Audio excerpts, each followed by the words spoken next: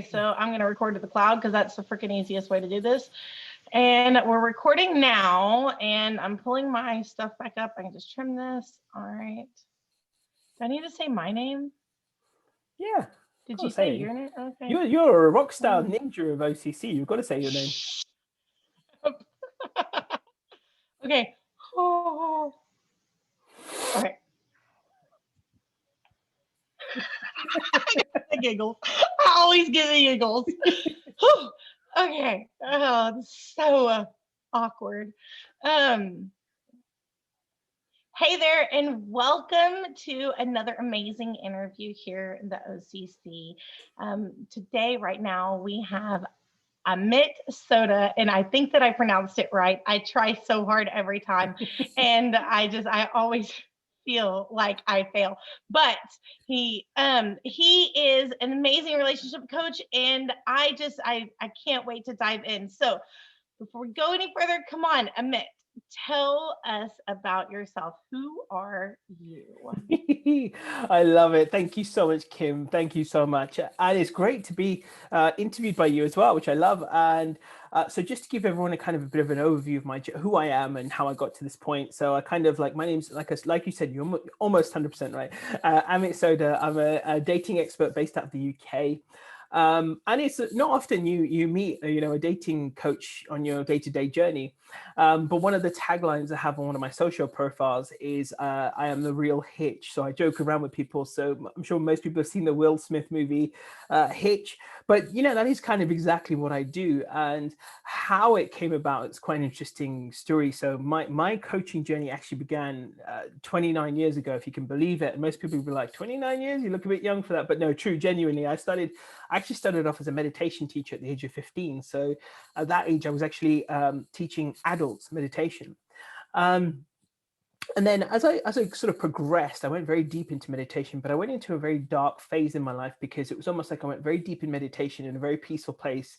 And then you'd come out of it and see the world as it was. And it kind of knocked me a little bit and almost led me to in fact, I actually attempted suicide.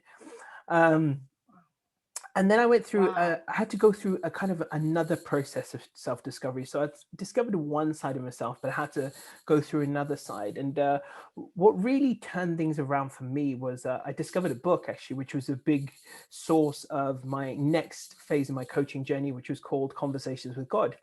And it really opened. It's a great book. Oh, I love it. And there's so many books in that series. I mean, Neil Donald Walsh has written 22 plus books easily. But I read it and I fell in love with it. And then I read the second and third, and I read pretty much every book in the series as well. And I absolutely loved it. And look, I just want to touch on the suicide thing as well. I went through a very similar experience to what he talked about. Was that I was there ready to take my life. And, a voice just said to me, just one more day. And that's exactly what I did. I think sometimes when you're feeling low, it can be overwhelming to think about, the future, what's going to happen, how things are going to progress. I was in a lot of debt. I was a bit of a loner. I, was struggling with so many areas of my life at that point because I didn't fit in. I was a meditation teacher at the age of 18, a high school dropout as well. And so I was in such a dark place. But I thought, one day I can digest, one day at a time I can digest. So I literally just took one day at a time. And, the next day it did get a tiny bit better, 0.0001%. Next day, same thing. But gradually, as I started reading more, learning more, went on that journey of self-discovery, things gradually started to get better. And then in sort of around 2008, I've been coaching for a while in parallel to working full time. So I was still not a full-time coach, but I was coaching a lot. I realized I was terrible at dating. So two things happened actually 2008. One, I realized I was a great coach, but I was really bad with women. And I was the kind of guy that would leave with women leaving from the date thinking that Amit Sodha is a bit creepy. And I realized that I was just changing, when you're nervous, you change who you are. Your persona changes, especially in a dating scenario. A lot of people do this. And I realized I've got to sort this out. I really have got to sort this out. So I went on a journey for about 3 years. And as part of that as well, in 2008, I ended up taking up stand-up comedy. I was coaching a comedian who challenged me to get up on stage with him and do comedy. So we both went and did this stand-up comedy event, and it was a huge success. We raised loads of money for charity. But I started, I went on this journey, started dating lots and lots, and I'm just absorbing every bit of material I could find about dating, literally everything, like any book, video, article, anything. I literally just absorbed everything. But the most important thing was that I started to put it all into practice. So the first phase of it was getting used to rejection, and so I got rejected loads of times, got used to it, and then suddenly after a while, rejection just didn't bother me anymore. If I would take a chance, and if a woman said no, what the hell, right? Just next. I think the most powerful 4-letter word in the English language is next. Let's just move on to the next one. It's fine. And I did, and then I got really. Yeah, and then I just got really good at it, and it just became, after a while, after 3 years of doing that, it just became second nature. And so I wanted to teach it to other people as well, because I realized that I wasn't the only one struggling with it. And when you're someone struggling, you think everyone else is good, just except you. But then when I got good at it, I realized there were so many people who were struggling with it, and I wanted to share that information with people. So date coaching became a central part of my work, and I've been doing it ever since. And as you know, one of my programs is coming up very shortly as well, where I'll be coaching people on dating. And the interesting thing is now that I got married 5 years ago, so I don't date anymore. And I feel like a bit of an imposter if I'm not practicing what I teach others. So one thing I say to people is that everything I learned about dating, I apply now in my business. I realize the principles are exactly the same. The way you connect with someone, the way you make a proposal to a potential client, or to a woman, or to a man, or to, an opposite partner, whatever it might be, the principles are actually really aligned. It's the same thing. It's just a different situation. And so I practice everything I teach to people in my day-to-day life right now as well, expanding my business, building things up, connecting with people, pitching clients, etc. I would use the same principles I teach others in dating in my day-to-day life. And so, and what that does for me, it keeps me a little bit sharp, keeps me on my toes. It also helps me just not only practice and continue to refine everything that I do, but then share that again, continue to share that and serve other people by, helping them on that journey. Because I think, let's face it, Kim, right? One of the biggest things we're ever going to do with our life is choose a partner who we're going to spend most of our life with. And so I want to help you do it the right way, and do it from a place where your cup is full, and that you enjoy the journey. Because I think for me, what happened was in 2012, I got to love dating so much, I almost didn't want to meet a partner. And that was the exact moment I met a woman who became my fiance at the time. Things didn't work out in the end. And then after, we broke up in 2014, I took 6 months out, but then I started dating again. And then the same thing happened. I started dating. I got to love dating again. I was enjoying it so much, I almost didn't want to meet anyone. And that was the exact moment I met my wife. And even when we were thinking about going exclusive, I was like, oh man, I'm just loving dating right now. Why did you have to come along now? But that was the moment that that she came into my life. And that's why I want to teach people is when you enjoy the journey, when you have fun with the journey, that's when the miracles start to happen. The amazing things start to happen. You start to attract these incredible people into your life, incredible situations. And I very rarely had any bad dating experiences after 2008. I loved it. And again, if I could give one thing to people to take away from this, is to be able to enjoy it, because most people are miserable on a dating journey. It's that concept of the grass is always greener. When you're single, you want to be in a relationship. When you're in a relationship, a lot of people want to be single. So you got to kind of. Right. Absolutely. I've been there. So true. So I just don't want anyone to go ahead. I just don't want anyone to look back with regret, or look back on their single life and think of it as time wasted. And no time you enjoy is ever wasted. So if you can enjoy the process, it won't be a waste. That is absolutely unbelievable. And so as I'm listening to you and I look at the similarities of you and Will Smith, right? In Hitch. I'm a huge Will Smith fan. I always have been, and he is in amazing movies, and I reference them all the time. Yeah. Because it's and that's crazy though. And I honestly will probably never look at that movie the same again.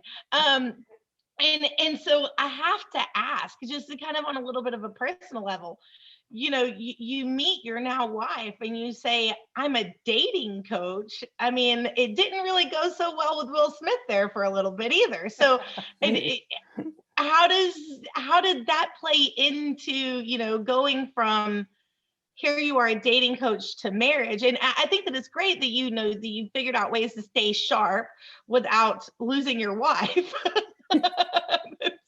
Because I don't think she would appreciate dating very much anymore. um but I mean, how, was there a conflict there? In a sense, I just have to ask. You know what? um My wife is the most incredible supporting human being. She's just she, and what's amazing about this is that at one point, in fact, the majority, in fact, it was almost exclusively my clientele was women. In the last 2 to 3 years, it's changed a little bit. Now I'd say it's about 75% women, 25% men. So a lot more men are coming out of the woodwork to get help, because I think they realize they get to a point where, like, screw this, I really need to get help now because I'm just had enough. right. But she has just been so supportive, even though she knows that the majority base of my clients are female. She's the most trusting, wonderful human being ever. Why would I ever go behind her back, when she's just so Of incredible? course. And people do, like what you just said, people do ask me that, and because she's so understanding, it makes me love her even more. And I think that's what people do in mistaken relationships, because they try and cling on, and the person then wants to pull away because someone's clinging on to them. They won't let them go. Because my wife is so understanding, and it is so liberating that she just allows me my space and freedom to do whatever I want. And it makes me just love her even more every single day.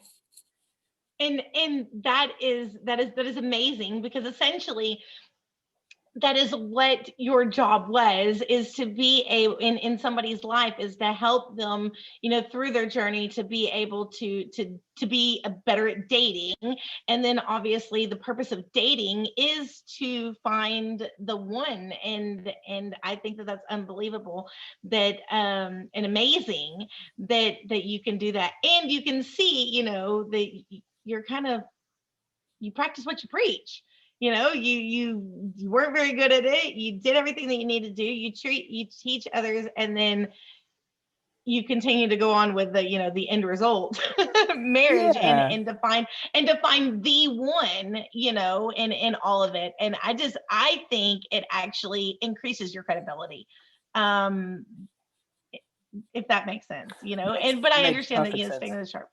It absolutely. So I I kind of want to dig in a little bit deeper into this. So, what is your take? Like, you are, you're a coach, and I can only assume, I've never hired a dating coach before. Maybe I wasn't terrible at it. I don't know. I can probably relate to a few times where I was like, this is for the birds. But a dating coach, I mean, like, really, can you take a little bit more, like, what does a dating coach do to be able to help them along their journey? I mean, I don't want you to give away all the stuff, but give me an overview. I mean, I don't know what a dating coach does. I have my assumptions. I'm a coach myself, right? So I know what coaches do, but give us a little bit more about what a dating coach does. Really good question. I'm glad you asked. I mean, obviously, this isn't going to be 7 hours long, so I can't fit in my full day workshop in this. But Of course, they, of they, course. there's so much. There is also so much to it, but it is actually really simple as well. But one thing I say to people is that, like, dating, like money, is one of those subjects. I mean, the two of the most fundamental subjects of our lives. Yet it's not really taught in schools. And even now that things have changed with, say, finances, it still really isn't taught in school. Money, as well as another subject, is a passion of mine. But sticking with dating, and it's a real shame, because like I said, it's going to be one of the biggest decisions we'll ever make in our lives, yet no one really tells us how to do it, or how to enjoy the process and have fun with it, and really get to know someone on a deeper level. Because most people go into, say, a dating scenario, and they have a preconceived idea of what they're supposed to do on that date. They'll ask the most status quo questions, like, how are you, what do you do, how did you get here, what's your dating experience been like. But very few people will actually really step outside the box and go into something like completely separate conversation. And one thing I would do on my when I was dating, I would literally arrive And I would just arrive and say, oh my God, you'll never guess what happened to me on the way here, kind of thing. And I would just go into a completely different conversation. Even if nothing had happened, I'd probably just like make something happen just so I could tell that story. And Right. it would just, what would happen is then from there, a conversation would get going, and you'd almost be in that rapport state where you almost like feel like you're chatting to an old friend. And then, you know, naturally that you both feel disarmed, you both feel relaxed, because most people are so tense on a date, right? You know, they clam up, they don't know what to say, they'll probably say something they would never say in any other given situation, but something will come out of their mouth. They'll be like, what the hell did I just say? It reminds me of that scene from Friends when Ross starts talking about sewage when he's trying to chat up that pizza waiter. Word vomit. I Word call it vomit. word vomit. You're just like Exactly. vomiting words. Exactly. So the goal is, right, the first goal is, how can you get yourself to relax? How can you get yourself to a place where you're actually feeling quite comfortable and enjoying, you know, again, enjoy. I always use that word, enjoyment and fun. Let's face it, for me, that's the absolute basis. If you're not enjoying it, what is the point? And so, you know, if that's a good starting point. So one of the things we do in, say, for example, one of the dating events that we do, like when we do a speed date, for example, obviously currently all virtual, but even the in-person ones, we gave everyone a flyer when they arrived of 10 questions they weren't allowed to ask and 10 guide questions of some of the things they could ask instead. So of that list, of course, were the things like, how are you? What do you do? Where are you from? How many brothers and sisters do you do? You know, do you have? And, you know, all the stuff that we normally ask. And in Right. amongst that were some really cool questions. And I said to everyone as well, look, in your hand, right, is the most powerful piece of technology ever conceived in mankind, right? It's got access to infinite information, and you really struggle for conversation, really. This has got like your life on it. It's probably got your pictures, and just when you arrive, just take out a picture or something, start a conversation about a picture on your phone, anything, your dog, your pet, you know, it could be anything. But and then like, and I say to people that there's two ways that I deal with dating when I'm coaching people, is that I either work with you inside out or outside in. It really doesn't matter. They both ultimately achieve the same goal, but most people will respond quicker when we work outside in, and then the inside out will come later. And so if I can get them to a place where they just relax and they're enjoying it, they're comfortable, I can give them a few tricks and how to answer certain questions on a day, you know, how to be a bit more flirtatious, how to be a bit more mysterious, you know, how to unleash the real sexy beast that is inside all of us. And that was I love it. yeah, and that was another big thing about my journey, was that I had this real limiting belief that women wouldn't love me because of my weight, because I'm uneducated, because I don't have any money. And that used to be my self-talk, my conversation. So one of the first things I say to especially women, less so men, but women primarily, first thing I want you to do is really accelerate your self-worth. And the way you do that is you look in the mirror and just tell yourself, oh my God, you look like a sexy goddess today. Wow. I just want you right here and now. Sounds ridiculous. You know, when people talk about affirmations, right? That's an affirmation. When people just sit there going, I'm calm, I'm at peace, that's not an affirmation. That's never going to work in a million years, in a month of Sundays. And that's a real affirmation when you say it with power, with energy, and you really try and rewrite this inner dialogue most of us have going on. And so so this is one of the ways that I help people and start, is just to firstly just give them a totally different perspective on dating, and then I'll start with a few tips and tricks just to get them comfortable. And when you're comfortable, I think you won't need these tips and tricks. Once you've been on about 5 dates, you've done it a few times and you do it regularly, it will just become second nature gradually. You know, I say to everyone, listen, you're not coming to me because you want to become a dating coach. You're coming to me because you want to meet someone. You don't have to perfect this subject. You just have to do enough to get the job done.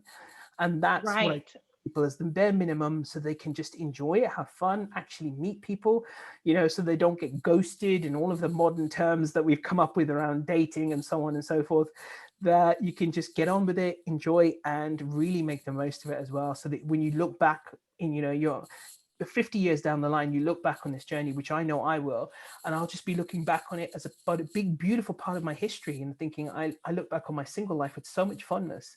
And that's what I'd love for people to do. Wow, that is unbelievable. Those are great tips and everything in there too. Because I'm like, well, I mean, I'm married, so it's not going to do me any good. But it makes sense, and kind of like reflecting back, you know, confidence and confidence is sexy, right? Oh yeah. And it help it so it almost even seems like, you know, dating coaches, you know, not just how to perform on a date, but helping them build their confidence so they, can continue to date. Wow, that's, I don't know. I've always been curious. You really are like Hitch. He was accurate. Absolutely was. One thing I say to people as well is that if you're coaching and dating are mutually exclusive. If you're dating, you must switch off the coach in you, because coaching, it's almost like there's another name for it. It's not the Stockholm syndrome, it's something else. But what happens is a lot of people who perhaps work in the coaching profession, or they're just used to giving their friends advice, switch that on a date. But what happens is the spark gets cut off immediately as soon as you do that. So you have to learn to cut off the coach, just sink into just being the normal human being that you are. And not to say coaches aren't normal, but of course, just sinking into, just let that side of your life just go for a little while. You don't have to be coached 24/7. Just let that side of yourself go. And when you start just having fun, again, incredible miracles will happen. The people will come out of the woodwork. Someone just messaged me the other day actually and just said, she goes, oh my God, I can't believe it. I've been sitting here saying until I spoke to you that I was just meeting the same type of people, or even the same people. And then after my conversation with you, I'm meeting all these different people that have just come out from nowhere. And I'm like, that's exactly it. When you start to think of it in a different way, you tackling it and you act in a different way, you will attract a different caliber of human being into your life.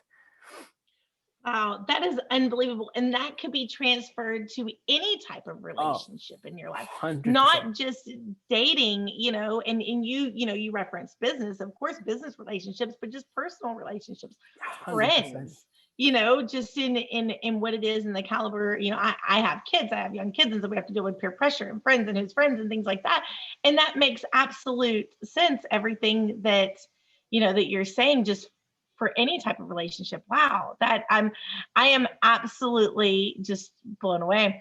Okay, so what is your take on coaching? So I mean, I know that coaching is important, but tell me, what is your take? Like, why should somebody? I mean, yeah, maybe I want to get better at dating, maybe I don't, but like, why would they want to hire a coach? What is your take on it?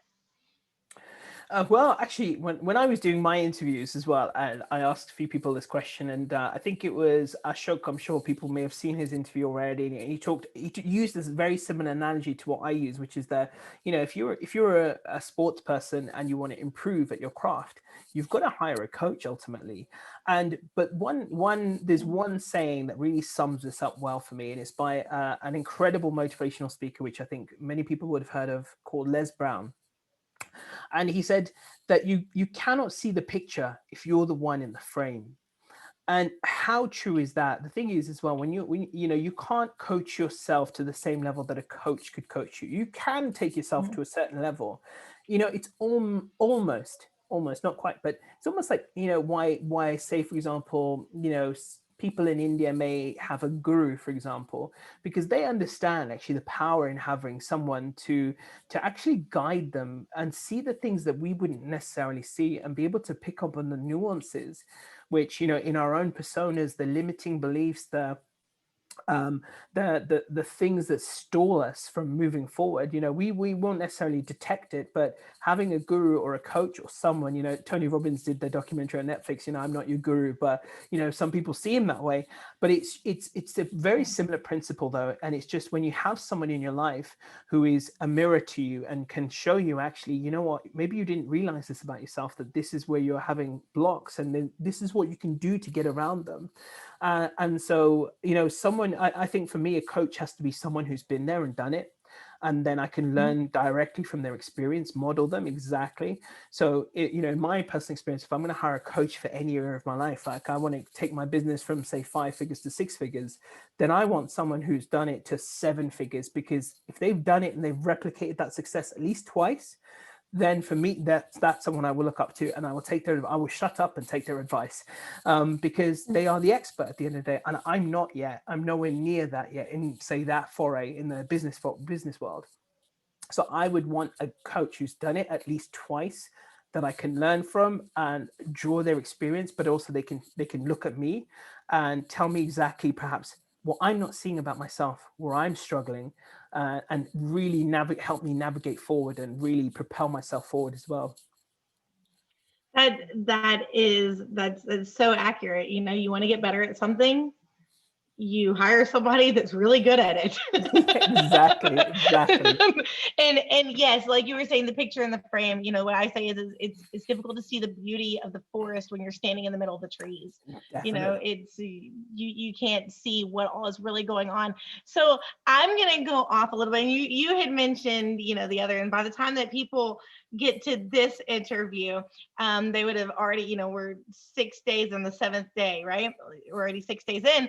And so I'm going to ask this. So you have a bit of a following, right? I mean, it's no question at all. And so let's go back to, years ago when you were struggling with dating, and now here you are. I mean, you are the man, right? But I love you. I adore you. You're very down to earth. I mean, and great. And I think that that's what it really is about too.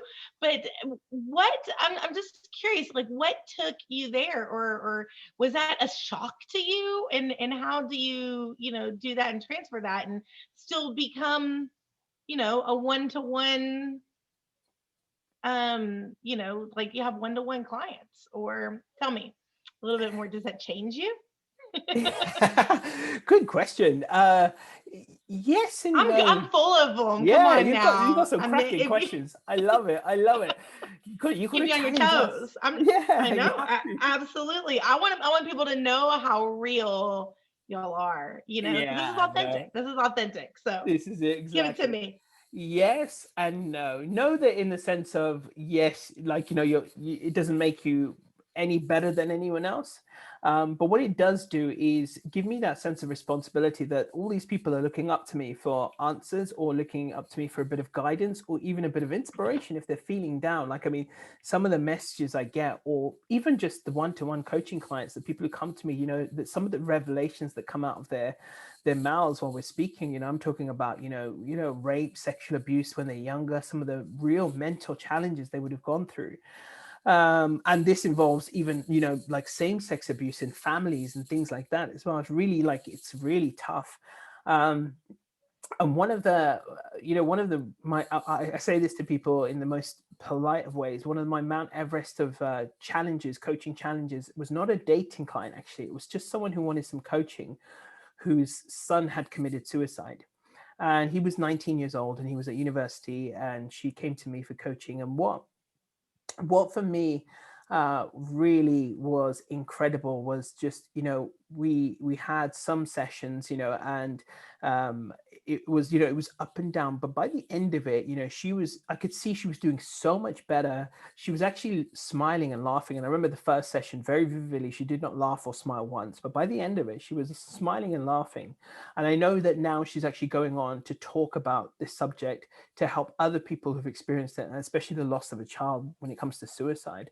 And you see the ripple effect and stuff, but the 1 million is just, it really is genuinely just a number.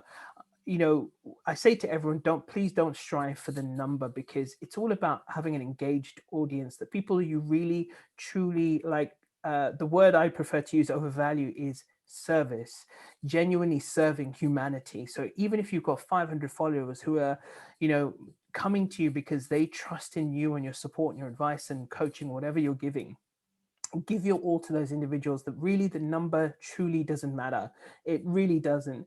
What matters is the people who come to you because they know you're an expert in your field and would like help from you, and they want that service from you to help them reach the same level, or go beyond, right? There's this old saying there, a real mark of a great teacher is sending the student way beyond the teacher. And I think that's so true. So, I say to everyone, don't worry so much about the numbers. Create a really powerful, engaged audience, really interact. Remember, these are human beings there who need your help and support and coaching and love. We're not, you and I are not professional therapists, but we'll always do what we can to help people, even if it's redirecting them to the appropriate service to help them, or, counselor or guidance or therapist, whatever it might be. But the number doesn't mean too much. What really matters is the lives you touch, and then the ripple effect of that. Imagine what happens when, like that mother who lost a child, she's helping other mothers now. And that for me is just absolutely incredible. And And that just shows, I mean, who you are in, deep down. And that is what it is about. It is about helping. It is about, getting somebody to where they want to go in their journey, and helping them along the path, help light the path a little bit more. And the responsibility that you do feel, knowing that they come to you in a sense, and they are following you because they know that not only are you, the expert in your field, but that you are going to give them the guidance that they need in order to be able to go a long way. And I think that is absolutely beautiful. So, and you had mentioned, counseling or therapy and things like that, being able to point. So I guess, what is your take, the difference between, I mean, because you talk about you work through some really tough, situations, and they are things that could come up that could prevent somebody from being able to be in a relationship or dating or trusting, and what have you. I mean, these are really tough things on the inside. So what is the difference between what you do and a therapist? Really good question. Do you know, I think one thing I will say is that sometimes we come up and we'll do these things and we talk a lot about our successes, but don't always talk about the fails. And I just wanted to talk about a really quick fail. So someone came to me for Right. coaching, and after she bought a package of 6 sessions, and after 3 sessions, she wanted a refund, and I wasn't the right coach for her. And looking back on that as well, what happened was, what I realized was that actually she needed a real professional therapist. And the way I Mhm. define the difference, to just sum it up very quickly, I think a therapist will talk more about someone's past, the trauma, and then the healing of the actual trauma. But as a coach, we tend to focus ahead, the goal, the mission, the why, and also helping people propel themselves forward. So that for me is the prime difference. And the reason I mentioned that fail was because I didn't, again, we were all learners. I've been doing this a long time, but this was only 2 years ago, I think it was. So it wasn't that long ago. But it was a real wake up call to remind myself, actually, to be real, pay real attention to someone and what they're going through and what's happening with them, and making sure that even before I offer my service, that I am the right person for them. Um, and that they have that option. Is never any obligation to take up the service. Is never a hard sales pitch, nothing like that at all. They will never get that from me. But if what I offer to that individual is right for them, great, here it is. I think not selling is a disservice as well. Not offering your service is also a disservice. So I say to people that that's for me is the key difference. But when you're in the coaching world, you have to take that element quite seriously, because even if you're not dealing with that trauma, it may come out, Right. it may surface, they may want to talk about it with you as well. And you can be that listening ear. But and a lot of times as well, some of my clients are in therapy whilst they're getting coaching, and I say to them, great, no problem at all. Let your therapist know you're also getting coaching, so they're aware of what's going on in your life. And I'm glad you told me as well. Now I know as well, and we can, even if you want to discuss with me what you've been talking about, what's going on, great, absolutely. If not, we'll just focus on our journey together, and we'll get you to where you're going. So I think for me, that's the key difference. And I think I take my responsibility in that area really seriously, especially with people who've been through so much in their lives. Right. And some of these things can surface. And this is why, as coaches as well, we have to really mentally prepare ourselves for the journey we embark upon when we're helping other souls. Because so many things will come across, many things. And I went through a lot of loss in my life, suicide, seeing someone take their own life in front of my very eyes, losing my mom, my sister, being through real mega financial hardship, almost being put almost on the streets type of thing. So because of that, though, I've taken all this pain. I say to everyone, this is my quote. I say, I help you turn your pain into power, your struggles into strength, and let your challenges make you into a champion. Wow. Wow. That is strong. That is absolutely strong. And you're right. And I think that it's great. Yes, if you are in therapy, or if the two can coexist, but Definitely. it's best to know that that they are coexisting together. Yeah. To kind of keep that going. Like, okay, that's great. And yeah, sometimes it's we do need to heal from the past, and yes, coaches moving forward. So COVID has been fun, right, for the rest of the world. I Yes. mean, you're in London, I'm in Texas. I know that it's something that we can relate to, the way that it is. I mean, the whole world is. And I know that it had to have hit the dating industry, just because. I listened to a fun radio show that talks about a second date update, and they couldn't do them for a while because nobody was doing dating. So how does a dating expert, right, a dating coach, navigate through this? Are you obsolete? I actually no. Do you know, last year was one of my busiest years ever. And when in the dating space of the coaching that I do, and the interesting thing for me is that I say to people that what happens is people will always dip their toe in, even when lockdown wasn't happening. They'd dip their toe in for a month or two. They'd have a couple of bad experiences, go away for 6 months, come back, and before they know it, 5 years has passed. And I think life is too precious for that. So I say, look, whatever's going on, there's always going to be something happening in your life or in the world, right? So, but don't stop dating. And there is it is hard, don't get me wrong, it is very hard, because even if you meet someone right now, it's hard to progress. But on that note, though, I say to people, there's a bit of a plus side when it comes to dating in lockdown, which is that you can have a couple of Zoom dates first. You can really get to know someone quite well before you even decide that actually they're worth meeting. Whereas previously you had to meet, and if the date was still going terrible, you almost felt obligated to be there. Whereas on a Zoom, it's easier to kind of just hang up kind of thing. So there is and plus saving time, energy, money, right? So you actually end up there is a real plus side to it. But I say to people that, what, we've got all this technology, there's amazing tools. You can chat to people online. You can, but I say, get off Messenger as quick as possible, initiate real conversation, have a real conversation with someone. And it's still completely possible. Have a Zoom day. I have a client who's met someone in Australia. So when lockdown ends, they plan to meet each other. I had another previous client who just got married to his partner as well. So just before we hit our major lockdown, they just got married as well. So I'm so happy for them. Two couples as well that had met through my services as well. Both had babies this month. One last month, sorry, big one this month. And, so some amazing things are happening. So it's easy to feel down about it, but there's always so much possibility, and this isn't going to last forever. So even if it lasts 6 months, use this as an opportunity to practice. Anything I teach you, put it into practice, have fun with it, try it out on a Zoom day. If it doesn't go well, you never have to see or speak to that person ever again. Don't worry about it. These things happen. It happened to me.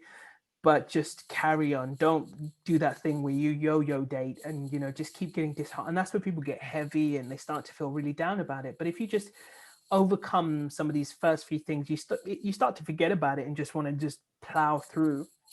And the last thing I say to people is that the most successful people I've seen when it comes to dating and meeting their match has been just when people like Bruce Lee used to talk about laser-like focus, and it's the people who really just decide, right, that's it, I'm on a mission now to meet my partner, and they just go do it. And literally within a few months, they usually end up meeting their partner. And one of my clients previously as well, she was telling me the story of her sister who just kind of just decided one day, that's it, I've had enough, I'm going to go meet my partner.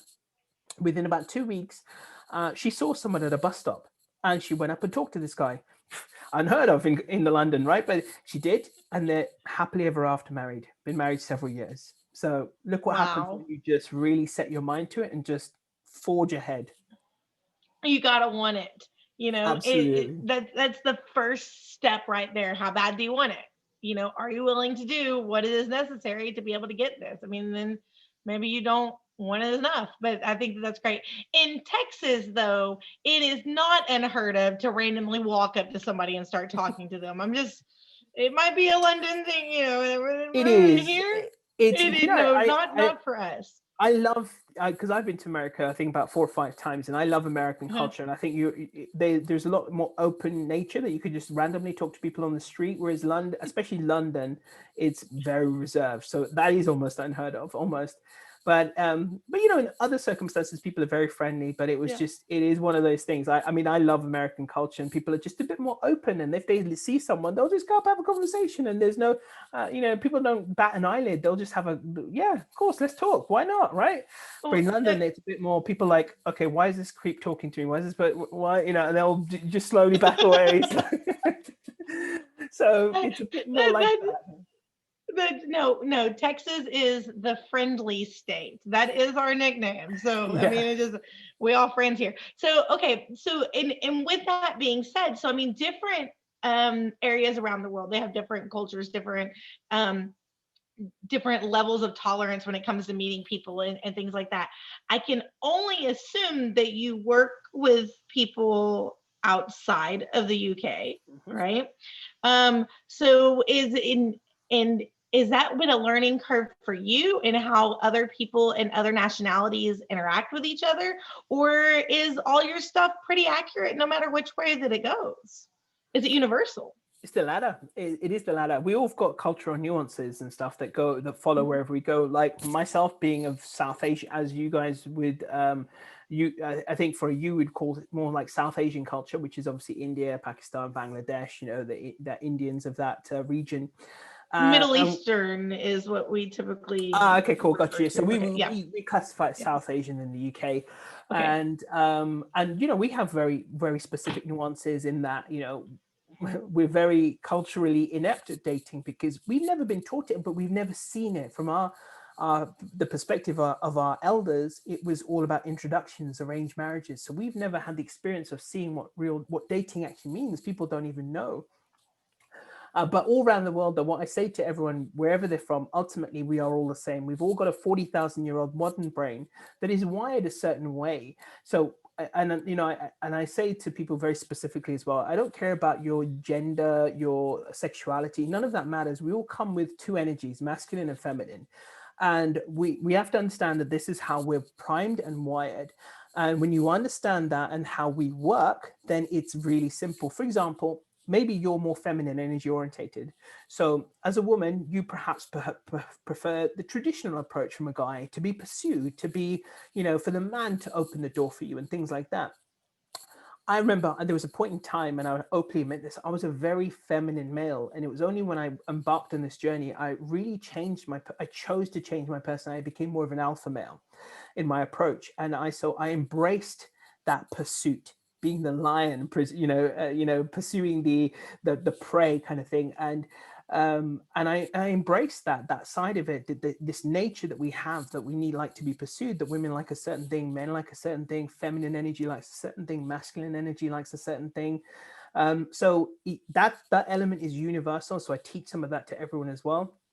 There are, of course, cultural nuances, but I think ultimately, the world over, we are all very similar when it comes to dating in terms of just how our minds work and what we actually are attracted to. Like, just as a very quick example, 3 things I say that women are most attracted to. Say if you're a heterosexual female and you like men, then I would say 3 things that heterosexual women like about men or find most attractive. Most people say confidence and humor. They're number 4 and 5. It's actually a man who's decisive, who knows how to take action, move forward, plan a date, actually execute on it, and just like literally knows how to do things like that. Whereas a lot of men in this day and age don't know how to do that. They kind of like don't know how to ask a woman out a date, how to arrange the date, how to make it actually happen. Second thing is a guy who's very centered in himself, very grounded. He's not too overly keen with the woman. He's not looking at her eyes during the date, going, "Oh my God, so you're so beautiful, you're so this, you're so..." That is a very off-putting thing as well. But he's very centered in himself. And the last thing is a guy who's also actually quite aloof, so he's not too eager to the woman as well, that he actually sits back, he's very cool, he's very comfortable in his own skin, doesn't need to be overly keen to her. And he's also just like knows how to be a little bit mysterious to the woman as well, because a mysterious man is very attractive without being the kind of guy who hides things, but just be mysterious. There's a very fine difference. So 3, like just an example of, what is common amongst feminine energy across the globe.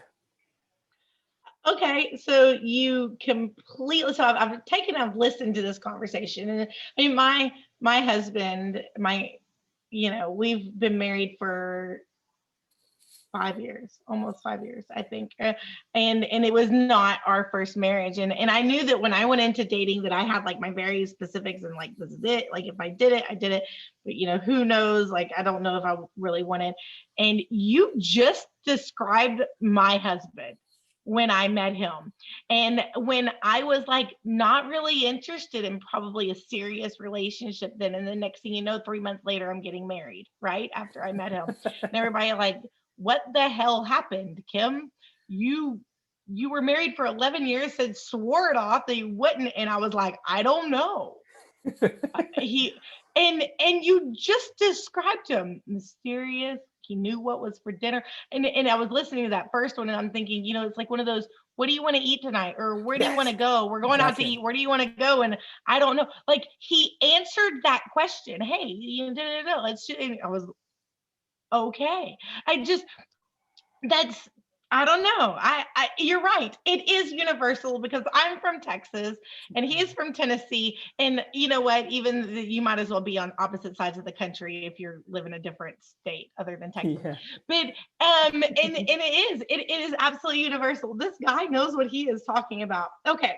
So tell everybody about what you have coming up in about a week, or I guess by the time this airs in a few days. That is a bonus and offering for those that are participating in this. So tell me about your, what is it, a master class, a workshop? What is Yeah. this all about? Dating? Like what the heck are you gonna do?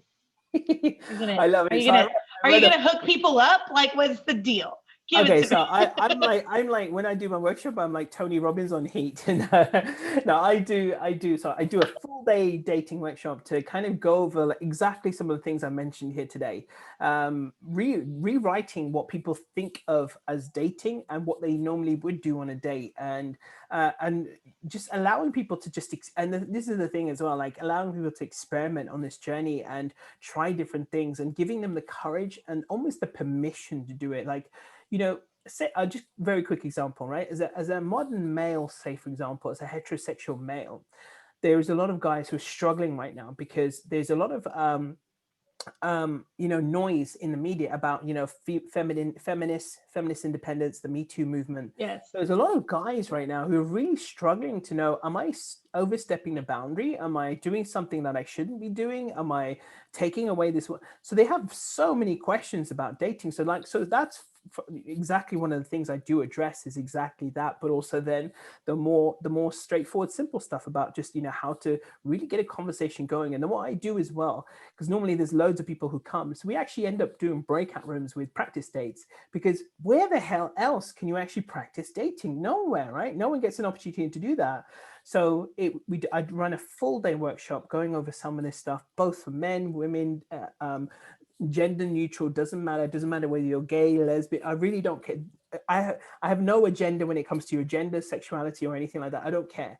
This is about masculine, feminine energy and how we can actually get to enjoy the dating journey, whatever our preferences, whatever our end goal is. It doesn't matter to me. And I just want to help people on that journey because I see so many people on a downer about it. And if I can help people, then for me, mission accomplished. So it's just a full day just to rewrite your idea of what dating is and how you do it. And so that when you go away from that workshop, your next dating experience is going to be like no other dating experience you've ever had. And you're just going to have fun, enjoy it. And of course, you'll still experience challenges, like, for example, rejection. But there are certain ways you can handle rejection too. And I can teach you those and show you what you can do if you get rejected. And there are loads of fun ways to handle it. You don't have to just get rejected and think, oh. You don't have to end up in that situation. There are some brilliant responses you can do to when you feel rejected or get rejected. And, so it's going to be teaching the full spectrum, but just enough. Like I said, it's not a day where I come and make you a dating coach. It's just enough to get the job done. I think that it sounds absolutely amazing. And then if somebody is paying for it, and they didn't get a special offer, it's, don't quote me on this, $99. Is that accurate? £100 in the UK. £100. Okay. Yes, but at the moment there's still the early bird ticket, which is and the 20% off on there as well. So by then I think the early bird would have finished, but it'll be the 20% off the £100, so £80 instead.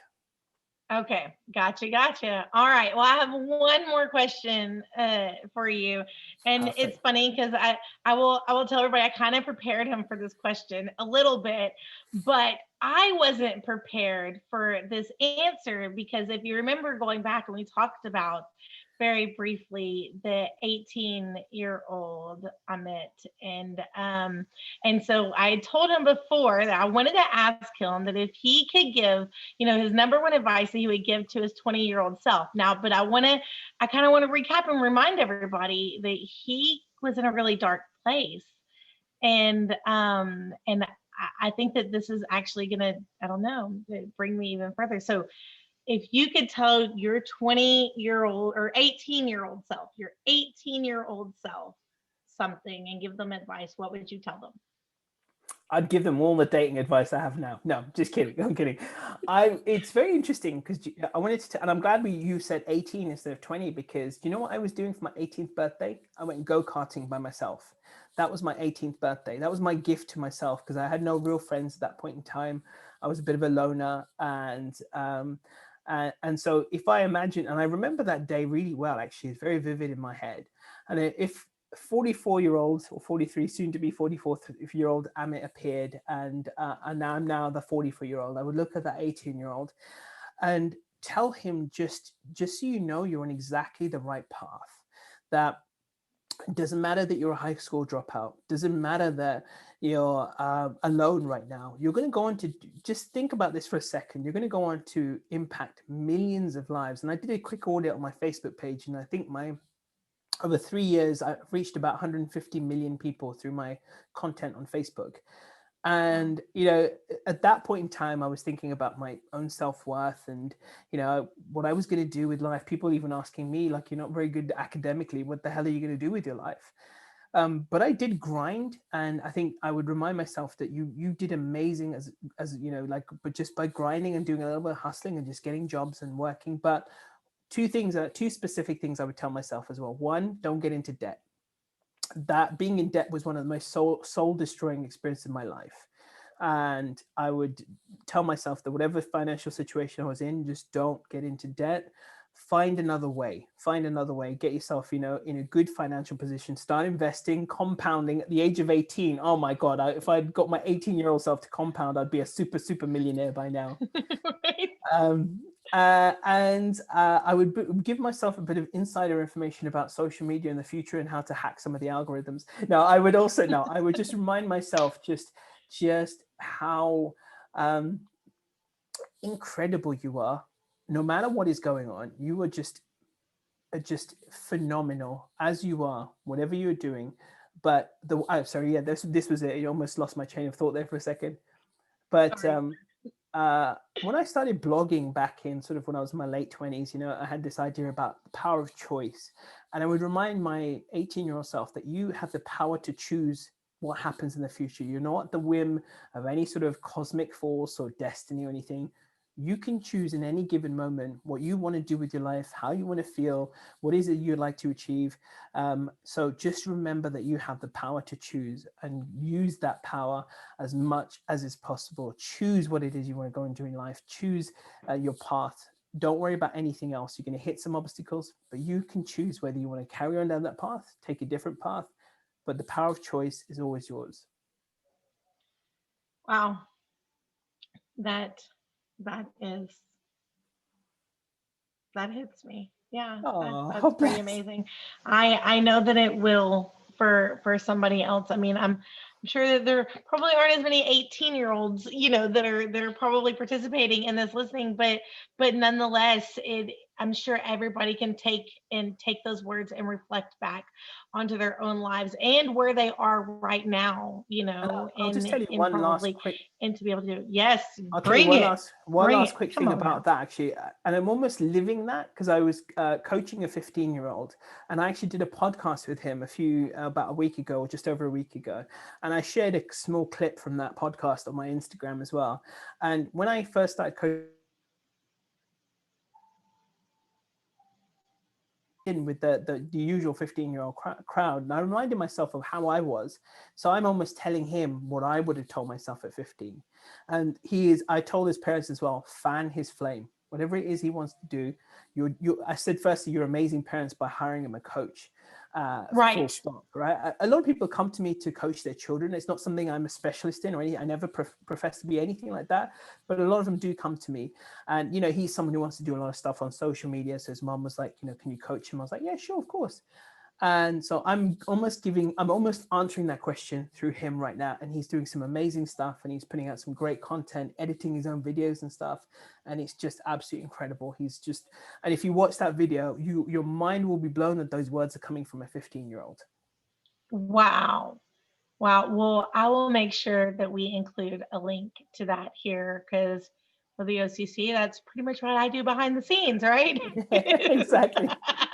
Is make sure all the links that didn't work, they're my fault, and all the ones that do, I'm responsible for that too. So I'll make sure that everybody gets a copy of that because we need it and that it's available to everybody. Well, Can I just say, ladies and gentlemen, Kim is an absolute ninja at all of this organizing the event and everything. She's just been a super rock star, honestly. Incredible. stop. You're gonna make me blush. This is not about me. This is about you. And yeah, everybody is pretty much seeing me for the first time here. With these interviews, y'all have done a phenomenal job, and this is great. And I was excited that I was asked to actually record one of these videos, these interviews. So I think, again, I'm a little off the cuff. Anybody that doesn't know me, they just I do my own thing. But and so I'm just gonna say I think that you and I had a great time and you just, I mean, really knocked it out of the ballpark. I understand I understand what a dating coach is more than I thought I ever would. Although I will tonight, I'm gonna go rewatch Hitch. I am, except for I'm gonna be like, Amit, oh, there he goes again. There he goes again. That's I really I am. I want to look at the similarities. I really do. Are you a fan of the movie when it came Absolutely out? love it. My tagline on my profile is the real Hitch. On my Clubhouse profile is the real life Hitch. Yeah, I love it. I love that film. Great film. I'm gonna watch it again tonight, and I'm gonna think of you. And every time that I do, I'm gonna be like, hey, I know that guy, kinda. I look, I really appreciate the time that you took for this and for this interview and everything that you have done with all the interviews that you conducted. And if anybody would like to be able to get, to join his workshop, I think that you should. I think that it can probably, use it even if you're not looking to date this information with any relationship that you have. So give this man your give this man your time because I think that it would be worth it. And so thank y'all all for joining us today with this interview and all the other ones. So mwah. Bye.